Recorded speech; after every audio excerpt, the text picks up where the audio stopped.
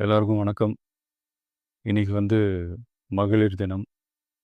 தமிழ்நாடு முழுக்க இருக்கிற என்னுடைய அம்மா, அக்கா, தங்கச்சி, தோழின்னு உங்க அத்தனை பேருக்கும் இந்த தினத்தில வாழ்த்து சொல்லாம இருக்க முடியாது. உங்கள் அனைவருக்கும் என்னுடைய மகளிர் தின வாழ்த்துக்கள். சந்தோஷம் தானே! பாதுகாப்பா இருந்தா தானே சந்தோஷத்த உணர முடியும். அப்படி எந்த பாதுகாப்பும் இல்லாதப்போ, இன்செக்யூரிட்டியா இருக்கிறப்போ, எந்த சந்தோஷமும் இருக்காது தானே! அப்படின்னு நீங்க நினைக்கிறது எனக்கு புரியுது. என்ன செய்ய? நீங்க, நாம எல்லாருமா சேர்ந்து தான் இந்த திமுக கவர்மெண்ட்டை தேர்ந்தெடுத்தோம்.